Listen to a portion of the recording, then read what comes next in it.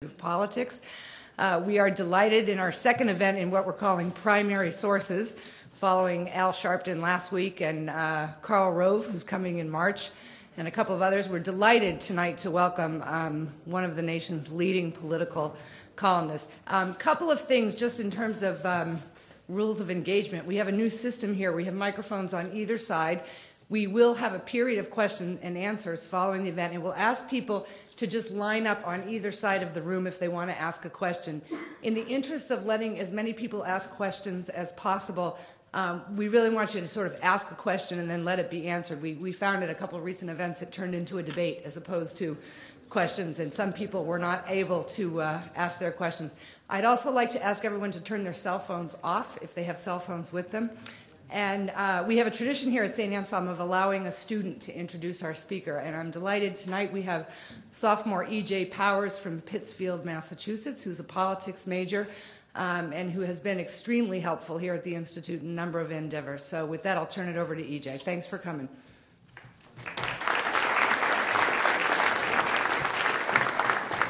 I'd first like to welcome all of you to the Institute of Politics here at St. Anselm College. We have a unique opportunity as students here at St. Anselm College to interact with politicians, party leaders, members of the media, and foreign dignitaries.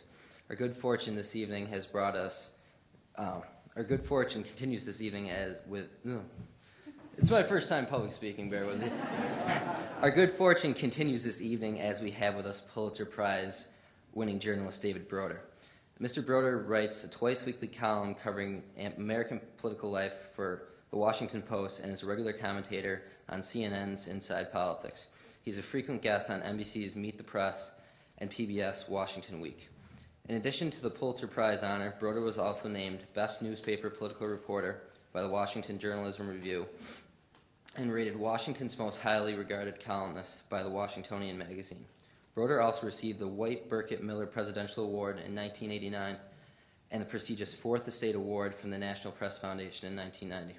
Prior to joining the Post in 1966, Broder covered national politics for the New York Times, the Washington Star, and Congressional Quarterly. He has covered every national campaign and convention since 1960. He is also the co-author or author of 6 books and is alumnus of the University of Chicago, where he received a BA and an MA in political science. Ladies and gentlemen, may I introduce to you David Broder.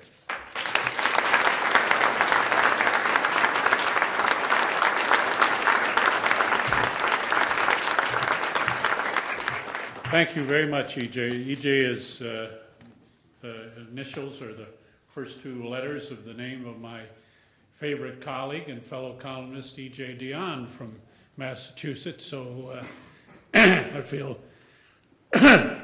you're off to a good start, at least in terms of nomenclature. The rest should be easy. I'm delighted to be here on this cold night, and I think it's wonderful that St. A's is launching the primary in this great fashion. I'm also very grateful that I didn't have to follow Al Sharpton directly, because that would have been a tough assignment. I don't know how these the Democratic forums are going to play out, but I think that in terms of pyrotechnics, Reverend Sharpton is probably going to set the standard for the Democratic field. And you'll have a good time with Karl Rove. He did a press thing yesterday afternoon for about 30-some reporters, and I have to say that Karl's gotten very good at not answering questions. So you will do better with him, I think, than we did. But he's smart, and you will have an interesting evening with him. I was thinking on the plane coming up here that it is now almost exactly 40 years since I first started covering presidential primaries in New Hampshire. 1964 was my first, when the late Norris Cotton was leading Barry Goldwater around the state, and Nelson Rockefeller was playing on his Dartmouth ties, and it was fun then, and it has continued to be wonderful fun over the years. So I look forward to another one. As you know, there is always some degree of tension in New Hampshire, and I noticed the story in the paper this morning that somebody is going to come along and steal the honor of being the first primary. I was a little astonished that this time the challenge is coming from the District of Columbia, but I have no fear at all about anybody ever displacing New Hampshire. As I've said to people up here for years, if you read your Bible carefully, you will find the passage where it says, "And New Hampshire shall be first." I truly believe that. These opening comments are going to be brief because I've just had a very enjoyable hour conversing with some of the students here, and what I really look forward to is hearing what's on your mind. I put only 2 stipulations on that part of the program. If you ask too hard a question, I'm simply going to say I don't know the answer to that. And I reserve the right in advance to ask a question or two of you all in return. Couple of comments just by way of setting the stage for that part, which I look forward to. There's always uncertainty about what's going to happen in New Hampshire. But I think that the question marks about our politics and the coming presidential campaign are maybe a little greater than usual this year. We were talking with the students about where we are in the war on terror and this question of homeland security. Somebody asked if Washington was back to normal after 9/11, and it is not. And of course, we were talking a lot about Iraq and the coming showdown with that country. That's become clearly the biggest short-term, at least, question mark over everything that may affect our politics and our national life. The poll that we had in the paper this Sunday, I guess it was, maybe Monday, showed a fairly steady level of support for military action against Saddam Hussein. Our numbers were 57-41 for keeping the military option on the table. And Carl, in his session with reporters yesterday, went through a whole series of polls, now going back about 6 months, trying to make the point that while the debate has changed and wavered in time to time, that overall support for keeping the military option out there has really been remarkably consistent in that middle to high 50% range. But once you look beyond that sort of threshold question, you can see that there are real question marks in the American public, and obviously what we're hearing and reading from overseas suggests that some of our traditional allies have at least as large or maybe greater doubts. In our poll, for example, when we asked how many of you approve of Bush's handling of the Iraq situation, it was 50-46 approval, pretty marginal. The Wall Street Journal, in its poll published today, asked how many would approve the United States going to war with Iraq without the prior approval from the United Nations Security Council for the start of hostilities. That question in the Wall Street Journal poll, 29 yes, go ahead, 63% no, don't go ahead without UN Security Council approval. How this journal asked if The UN inspectors say on their report on January 27th that they need more time to determine whether there are weapons of mass destruction in Iraq. Should they be given more time? 61% of those in the Wall Street Journal poll said, yes, give them more time. Don't say that time has run out. So there is some real questioning now that is beginning to take place in American public opinion, and a real question mark about where our allies will be if we decide to take a military action. My own view, which is not an informed view, I don't cover national security matters for the Washington Post. I have the same exact sources of information as you do, what you read and what you hear. My own view is that we are probably headed for a war with Iraq. I think the president meant exactly what he said when he told us in the State of the Union address almost a year ago that time is not on our side and that the leader of that country intends to do what he called evil to this country. I hope and I believe that if war comes, that it will be a military success. But the aftermath of a war in Iraq is almost certain to be serious and long-lasting and present challenges that will endure. That's a nation that occupies a strategic position in a strategic part of the world. It is, in some real sense, the keystone of the Persian Gulf.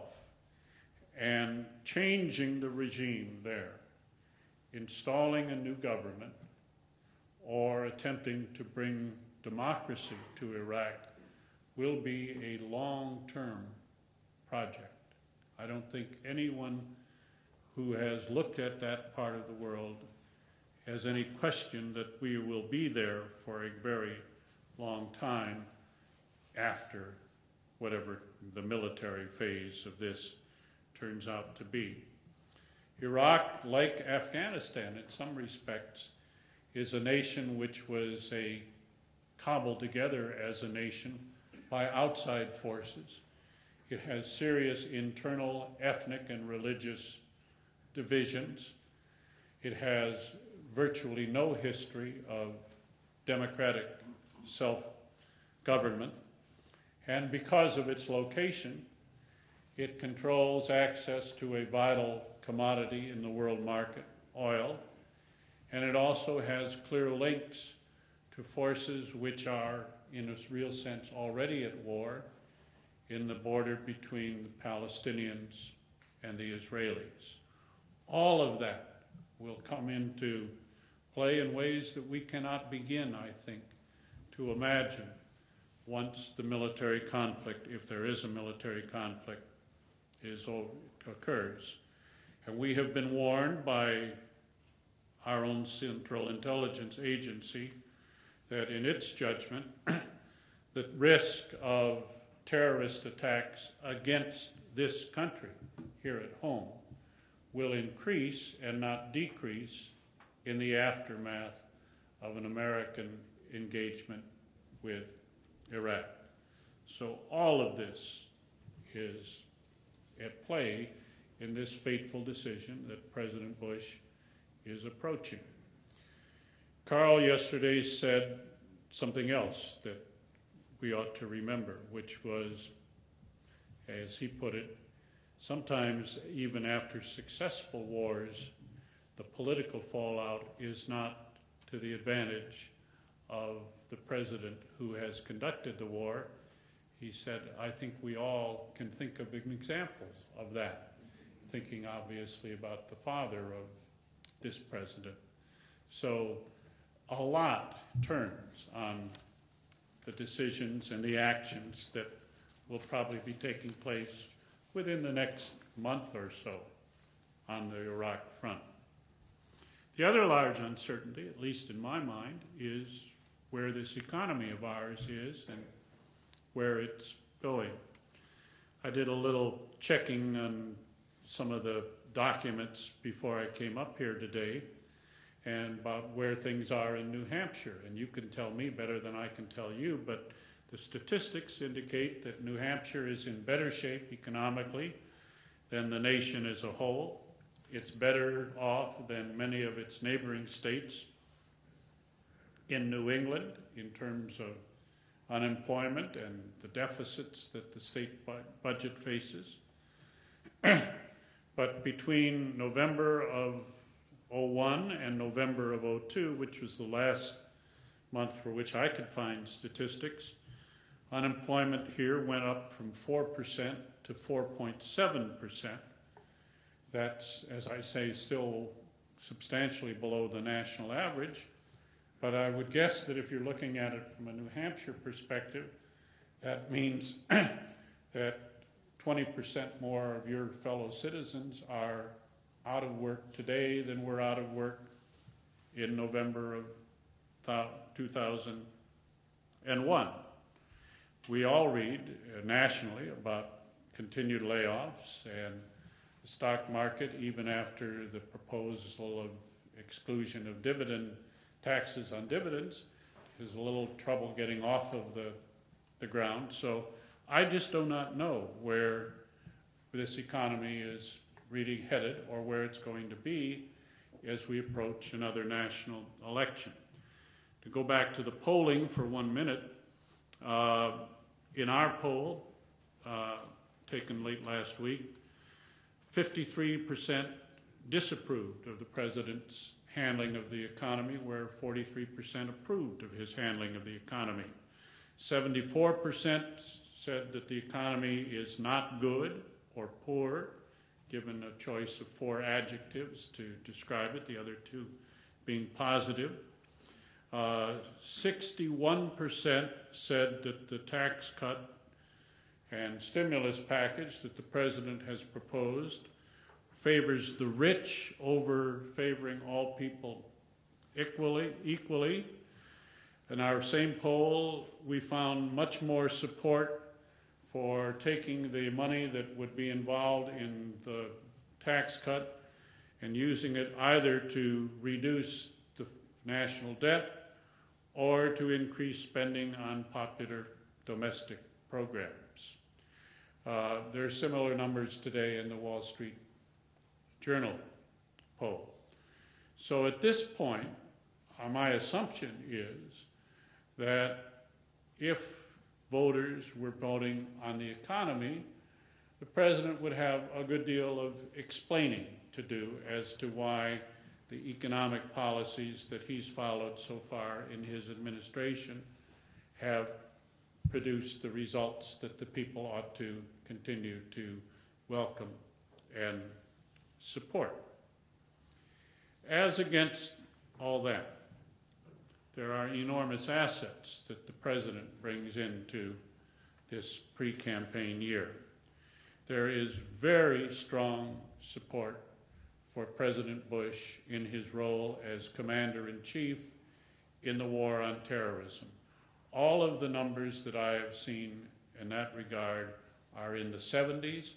All of the anecdotal evidence from what I heard from voters when I was out from Labor Day to Election Day in '02 suggests that he has enormous public confidence and not just goodwill when it comes to who do you want making the decisions that will most likely protect our country against terrorism and deal with the terrorists where they are living and operating. There is consistent view of the president since September 11th as a strong leader, somebody who stepped up to the challenge of that horrific event and continues to show strong leadership in the sense that he sets a course and does not waver from that course, even when things begin to look as if they may be going not as well. He also has the advantage of being the incumbent, and that is an advantage. Two of the last three presidents, all but his father, were rather easily reelected to a second term. That was the case with President Reagan. It was the case with President Clinton. This president faces, at least at this point, no internal challenge within the Republican Party. And as all of you in New Hampshire know better than anyone else, it was the Buchanan challenge to the first George Bush that really opened up vulnerabilities, and then the Perot candidacy in the fall that further weakened that President Bush's chances of being reelected. At this point, we don't see any plausible or even semi-plausible challenger to President Bush, and there is no sign of any credible independent or third-party candidacy at this point.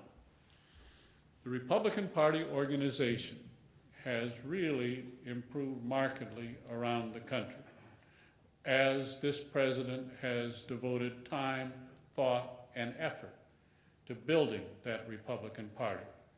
The part that was most visible before the election was the extraordinary fundraising efforts that he undertook all around the country. We thought Bill Clinton was a conscientious, or some would say inveterate fundraiser, but George Bush put him to shame. He raised more money for more Republican candidates than any president in our history. The less visible part until Election Day was what they also did in terms of just building old-fashioned grassroots political organization. I spent a good deal of last week in Georgia, where they were inaugurating the first Republican governor in 130 years. As I said to somebody that I ran into down there at the inaugural of Sonny Perdue, he said, "What the hell are you doing down here?" And I said, "Well, I'm the only one at the Post old enough to remember the last Republican governor of Georgia." But Georgia was a shining example of what happened in many places around the country. The defeated Democratic incumbent governor received only 12,000 fewer votes in 2002 than he had in winning the governorship in 1998. But the Republican candidate for governor received 230,000 more votes than the Republican candidate had received in 1998. They expanded the electorate with additional Republicans, and it was not an accident. They used phones, people talking face to face. Every tool of modern campaigning was focused in Georgia on winning people, getting people who were pro-Bush, as Georgia voters overwhelmingly are, to see that they had a reason and a stake in coming out to vote in an election where George Bush was not on the ballot, but where he was supporting Republican candidates. The final phase of that were personal appearances by President Bush in the Atlanta suburbs and in Savannah, two areas where neither the governor candidate nor the Senate candidate were particularly well known, and where the polling by the Republicans had found that there were lots of Bush supporters who were uncertain whether they would bother to vote for two Republican candidates that they really didn't know much about personally. The president came into those areas. His voice was on, I don't know how many 100,000 phone messages that were automated in. And one other thing that they did that just shows the thoroughness of this kind of effort. The people running state Senate campaigns for Republicans in Georgia said to the White House, "Would you have any problem if we just shirt-tailed on at the end of the president's phone message asking people to vote for Saxby Chambliss, the Senate candidate, and Sonny Perdue, the gubernatorial candidate, if we had tacked onto that our own message saying, and please vote for so-and-so for the United States Senate in your area code?" They said, "No, that's fine with us." Republicans ended up carrying the United States Senate. Carrying the state Senate for the first time in 130 years as well.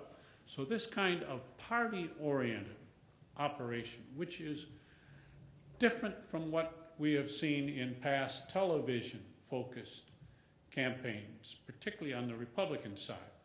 In the last two election cycles before this one, in 2000 and 1998, Republicans saw that they were outworked at the grassroots level by Democrats and by organized labor. They had more people out on the streets talking to voters or potential voters than the Republicans did.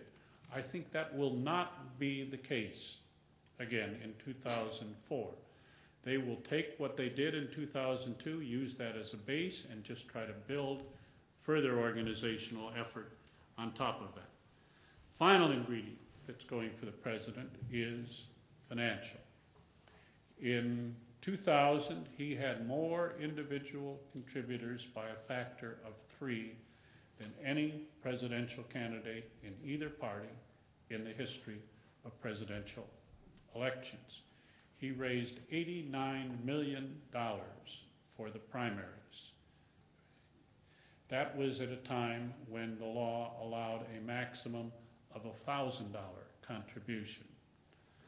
Now, if the courts allow it to stand, the McCain-Feingold Act raises the limit for those individual contributions to $2,000 per person per year. A couple can give $8,000 to candidate Bush if they wish to over the 2-year period of 03 and 04. Serious people say he will, as incumbent president, be able to raise $250 million easily to spend from whatever day he chooses to announce his candidacy right up till the Republican convention, when presumably he will accept the public financing once again for the general election campaign. By contrast, Democrats, who in all likelihood will have to accept public financing for their primary campaigns and the matching funds that go with that, will be limited to spending $40 million each. Think about the picture that you will have, where Democrats will be limited to about $40 million, most of which they will have to spend on arguing why they should be the nominee rather than any of the other Democrats. President will be sitting there with $250 million, all of which he can spend explaining to people why he should be reelected in 2004. It's going to be a tough challenge for any of these Democrats. But obviously, given what's happened already, that does not seem to dismay them or dissuade them from making the race. We've got 6 of them, I believe, declared formally at this point. Senator Bob Graham of Florida, who apparently, from what I heard on the radio this evening, has something of a heart problem that he needs to get taken care of, says that he will decide after his heart surgery whether he will join the race. And former Senator Gary Hart, who you will remember well from New Hampshire, is also looking at it. So we may end up with 8 or perhaps more than 8 folks running on the Democratic side.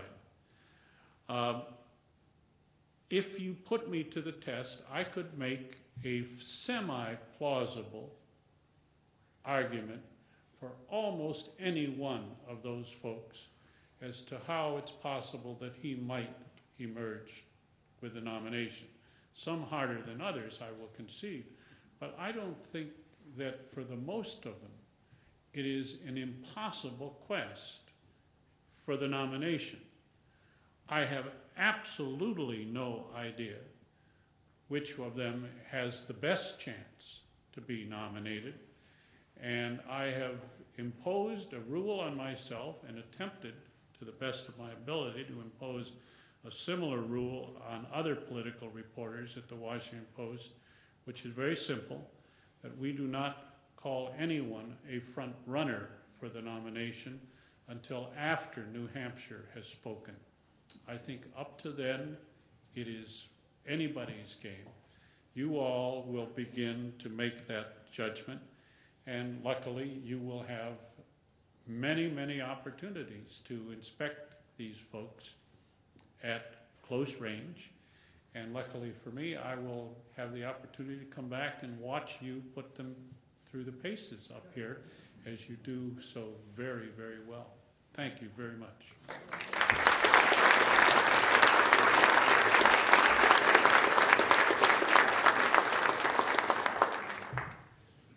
If there's questions, if people just want to line up, anybody who wants to get in line for questions, we do want you to come up to the microphone, though, so that other people can hear as well.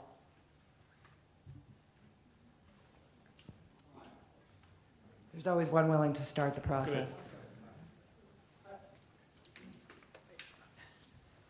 I'm in marketing, so I understand the benefits of having $250 million, but you know, there's a lot of interesting tactical things going on with the race and the Democrats, but Bush has a pretty high risk strategy, and a lot of things can go wrong from now 2 years from now.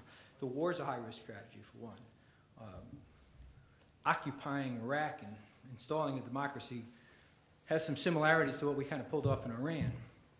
So that could go bad. And the economy's got to turn around. If neither one of those occur, I mean, if the economy doesn't turn around and the aftermath of the war turns bad, then don't you think it's kind of an open race, even with the financial differentiation? Oh, absolutely. I mean, the reason that I spent so much time, probably pretty boringly, telling you what you already know about the risks of both Iraq and this unsettled economy is that I think those will be powerful determinants of what the political landscape looks like going into 2004. No, I mean, the money advantage is real, and it will tilt the table. But I don't think that particularly when you get to the presidential level, American people take the presidency very seriously, as well they should. And they will make a judgment on the person that they think has done the best job or will do the best job, and the person who will steer the country to the extent that a president can steer it in a direction that offers them hope, security, all of the things that are basically important to us as human beings. No, I would not. I hope I didn't leave the implication that this race is decided at this point. That is not my view. But do you think that's driving the number of Democratic candidates? I mean, with Gore dropping out, it seems that, you know, if certain events occur in certain ways, then whoever gets the nomination has a potentially good chance of being elected. So Gore, I think, took a tactical approach because he can't afford to lose 2 elections in a row. I think he was playing the odds, sitting out this one, thinking he's got a better chance in the following one. I have to tell you, I cannot shed much light on what factors went into Vice President Gore's decision. Like many others, I had thought for a long time that he would probably not run, and then had been persuaded sort of toward the end that he might in fact run, and then it turned out I should have stuck with my original assumption. But I think there are a couple factors that have pulled the Democratic, enlarged the Democratic field. One is simply the memory that several of these folks have of 1992, when they looked at the first George Bush's poll ratings after the Gulf War and said, well, that's no point in trying to run against him. That was the decision that Gore made then. That was the decision that Gebhardt made then, and a good many others who might have considered running, and saw the nomination go to the unknown governor of Arkansas. So the second thing is that in terms of age and timing, for most of them, except perhaps young John Edwards, it's kind of the time that they need to do it. Gore's decision obviously changed the race. I mean, I had said to people up until he went on 60 Minutes, I don't think any of the early foreplay among these Democrats in Iowa and New Hampshire means anything. The race will begin when we know what Vice President Gore is doing. It's one race. If he's in the field, it's a very different race if he's not in the field. He would have been a commanding figure for the nomination had he chosen to run. But then not only did Gore pull out, but Tom Daschle, who was probably the second best known of the potential candidates, also pulled out. And at this point, you know, if you're a Democrat in office with, you know, a certain amount of energy and ambition, I think your inclination is to say, hell, I got as good a chance as any of those people. Why not try it? Mr. Broder, I have a question about domestic policy in the administration. And my curiosity is what the experts think of it. It's almost like pinball development. Every day you pick up the paper and there's a new screen, and you know, it's real estate for religious-based groups today. It's, you know, money for black colleges at the same time going against affirmative action. Some strange decision is made about EPA. It seems like the main agendas are feeding the base and being reelected. And my concern is that those are very important, obviously, but on a day-to-day basis, it seems that we have an agenda du jour rather than a vision for domestic policy besides reelection and feeding the base. That's a very interesting comment, and I do not disagree at all with what you've said about the impression that you get. Part of it is the season that we're in. For many years now, the custom has been for the White House to leak little bits and pieces of what the president will say in the State of the Union address in advance of the State of the Union address, so that each of them can get its own brief moment of publicity and attention. And that's, I think, why right now, from the 1st of January until today, there have been almost these daily stories about he's going to do this for this group and he's going to increase the funding for that program and so on. Because when he actually gives the State of the Union address, if it's at all like last year, the headline and the attention will focus on what he said about foreign policy, and most of these domestic things will not get much attention that day. So you are quite right, I think, in your interpretation that these are constituency-driven announcements, some of them for groups that are part of the Republican base, some for groups that they would like to make some inroads with. Whether there is a coherent domestic policy is, I think, a serious question to raise about this country, because you've had a really remarkable mix of initiatives on the part of the president.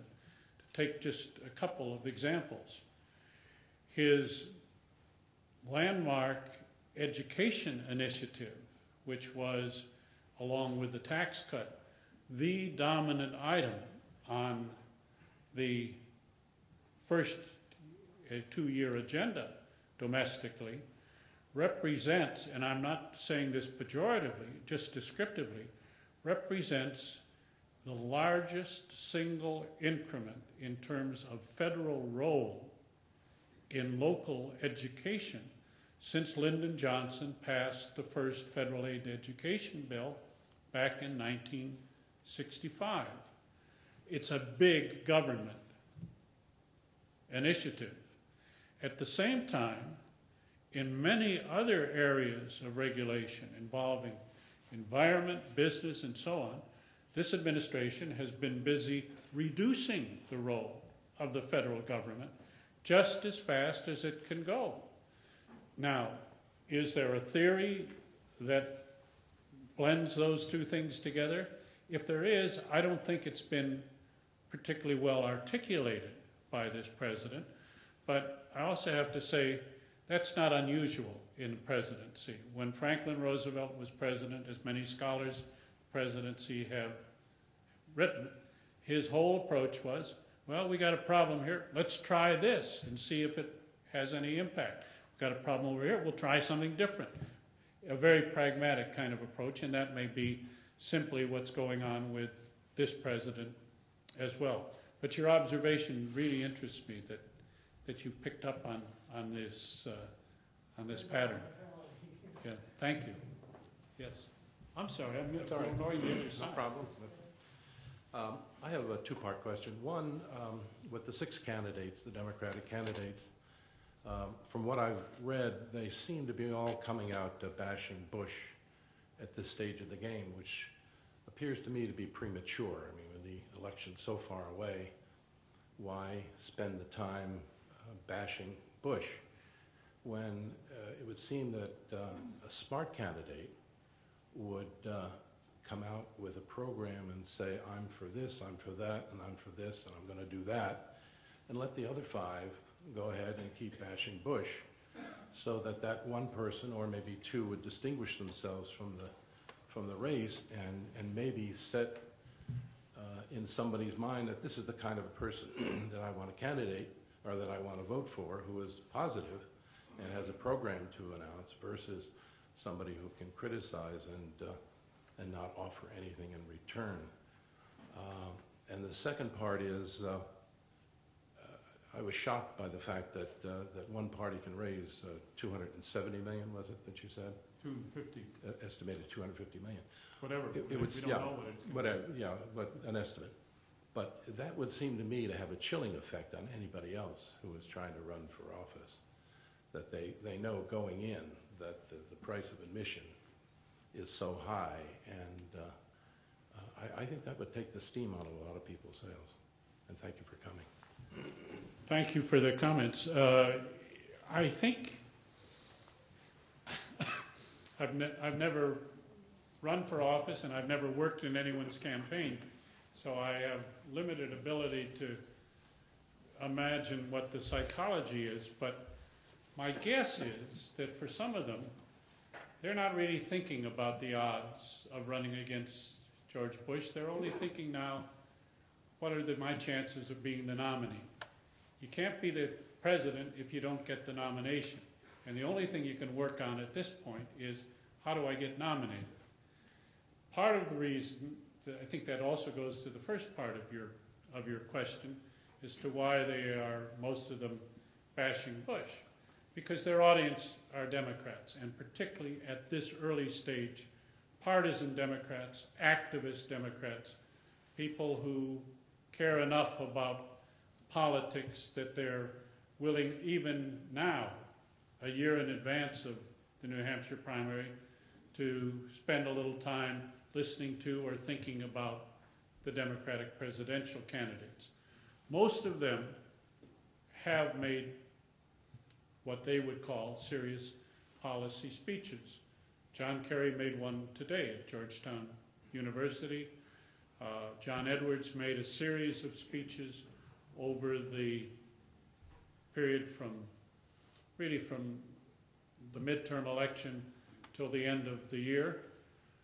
Even papers like mine that carry a lot about and cover a lot about politics have given fairly short shrift to those speeches, because we know that they will be repeating those themes and those messages many times over the coming months. When we had our little morning get away from the office and let's talk about the coming campaign meeting yesterday morning, one of the things that we decided to do at the Washington Post was an early set of stories about each of the Democrats, about simply how is he presenting himself to the audience at this point? What's he saying about himself? What's he saying about the issues? So over the next, I would guess, 5 or 6 weeks, we'll have a series of stories, sort of, if you will, trying to capsulize the basic speech that each of them is using at the start of the campaign. But they do know their audience. Democrats around the country, particularly activist Democrats, are frustrated people. They're not happy the way the 2000 election ended. They're even less happy the way the 2002 election ended. And these folks understand that if they're going to try to mobilize support among those people, they first have to identify themselves with that sense of frustration and anger that is there among the most partisan of the Democrats. So I think that's why you're hearing all of this bashing that's going on. Looking back on 2002, you already explained how the Republicans were able to mobilize on a grassroots level and use that to their advantage. But looking at from the other side, was there any particular problem that you thought the Democrats had in the election, either in their presentation or in the message that they attempted to put across? The answer to your question is yes. I think, and that's again a very smart question that you've asked. I think there were two big problems for the Democrats. One of them was simply geographical, particularly when you think about the Senate races. Most of the contested Senate races were taking place in states that President Bush had carried. So they were operating on difficult ground. That was the case, for example, in Missouri. It was the case in Georgia. It was the case in several of the other states where Democrats lost Senate seats. But the bigger problems, I think, had to do with how the party's congressional leadership had positioned it in terms of those two big issues, the war and the economy.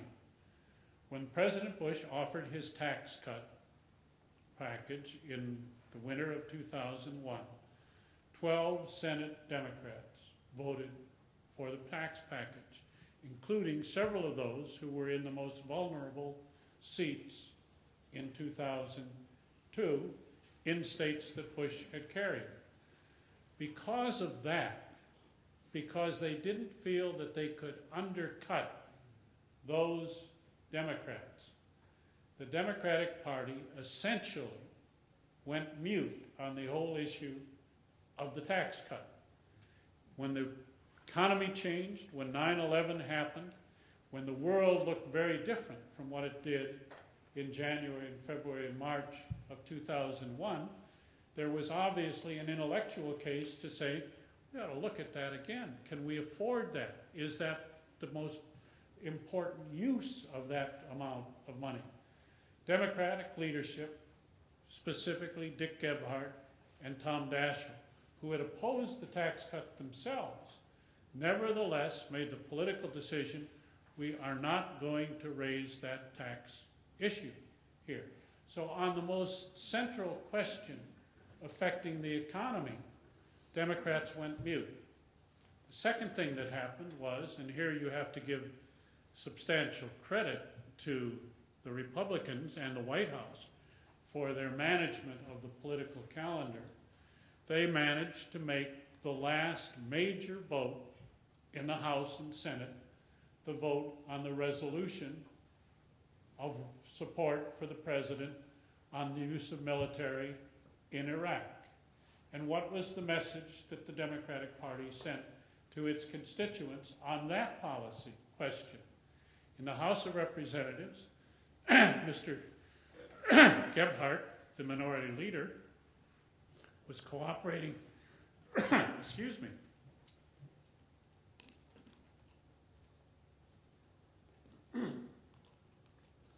Mr. Gebhardt was cooperating actively with the White House to pass the resolution of support. His deputy, now his successor, Nancy Pelosi, was leading the floor fight against the resolution.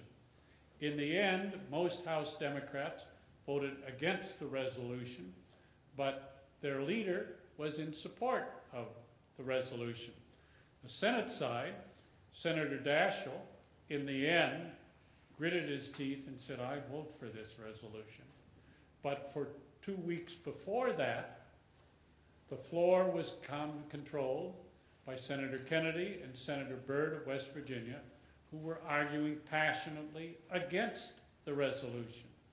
In the end, all of the presidential candidates in the Senate voted for the resolution. So if you're a Democratic voter somewhere in the country and you want to know, where's my party on taxes? Where is my party on Iraq? There was no way for you to know what the answer to that question was. And when people aren't sure what, I mean, it's the old biblical statement, if the trumpet give forth an uncertain sound, who shall answer? And the Democrats were giving a very uncertain sound, I think, going into the 2002 election. Yes, sir. Mr. Broder, may I ask you, you've been writing for 40 years. You have a Pulitzer Prize. Can you switch your attention from what the politicians are doing to what we do? That is to say, you do, journalists do.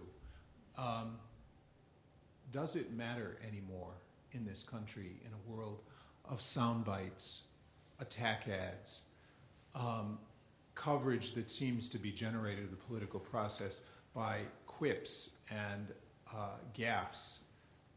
Can you reflect a little bit about that? What is happening to the state of American journalism, political journalism?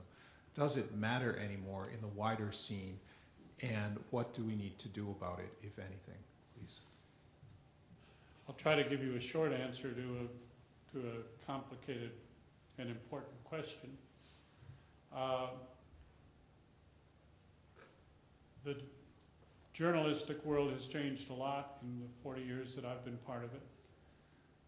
And in some ways it's gotten so much better, and in other ways it's gotten much worse. Where I think we all could find examples of ways in which it's gotten worse. I mean, the sort of blending of entertainment with journalism, which is not confined to television or cable, but is certainly predominant there. The commercial pressures that come from media organizations becoming part of large corporations which have no institutional history or at the leadership level personal stake in the quality of journalism has had a major effect. And there's just a lot of dumbing down that's taken place in journalism. On the other hand, what I see as I travel this country reporting is ways in which the American people are far better served by journalism than ever before. Here's what I mean by that. Wherever you live now in this country, small town, rural area, whatever it may be, you have access to a richness of information sources that you just never had before. We've got 3 national newspapers now, 2 of which, New York Times, Wall Street Journal, among the very best papers in the country. The third, USA Today, made an important decision a few years ago to improve the quality of the newspaper and is becoming a very good newspaper. In addition to that, you have an enormous range of magazines focused on any subject that you're interested in that are available to you anywhere in the country. You have the resource of National Public Radio, to which I am addicted, which covers the country and the world in a way that nobody else does. You have the kind of Jim Lehrer program on broadcast television. You have all of the cable networks, including C-SPAN, which brings you political and public affairs events unmediated, so you can have your own take on them. And of course, now you have the wonderful resources of the internet, where everything in the world in terms of information and background is available to you. And I see the change. You can go into any city now, any size, anywhere in the country, and you will find a self-selected elite, if you will, of information elite of people who are every bit as engaged in public affairs, every bit as well informed as the people that you would meet in Washington at Heritage or Cato or Brookings or whatever it might be. They've got it all, and they're engaged in it. Part of the problem, and it's a bigger problem than just simply one that the press can address, is I think the failure of personal communication at the community level, so that all of the wisdom that some people in town have absorbed often doesn't get shared with their neighbors or generally around the community. I'll tell you a story that really struck me. Roy Romer, when he was governor of Colorado, he's now the school superintendent out in Los Angeles. But when he was governor of Colorado, he tried to find a way to engage the people of his state in a serious kind of sustained conversation about growth issues in Colorado. And he ended up very frustrated. And he was talking to me once about why that effort had failed. And he said it finally got through to me about who these people were that I was trying to get into a conversation with their neighbors in their own communities about our growth issues. He said the typical constituent, somebody who works in a high-rise office building in or near downtown Denver. 5 o'clock, they're out of the office, they're back in their car, they're heading for the suburb where they live. When they get within a couple blocks of their house, he said, they reach in their glove compartment and they pull out the clicker to open the garage door. They pull the car into the garage, they click the door closed behind them, they walk through the door from the garage into the kitchen, they turn on the television, and that's the end of their interaction with their neighbors for that day. That's, I think, as much as anybody ever explained to me why this beneficial side of the communications revolution in our time hasn't really produced the social benefits that you would think would be, you'd be seeing it at this point. Yes, sir. Well, he essentially took my question, but I definitely see. Well, remember what Mo Udall used to say when he was campaigning up here in '76? I wasn't here then. He was, that was a big Democratic field that year too. And when Udall was sort of at the tail end of the speaking thing, he would begin by saying, well, everything has been said, but not everybody has said it.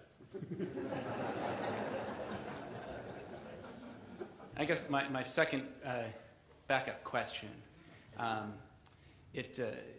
you mentioned polls, and polls are obviously driven by the media, and the administration. We watched when candidate Bush was up here. He was always on message, repeated the same themes again and again, and there wasn't a lot of challenging.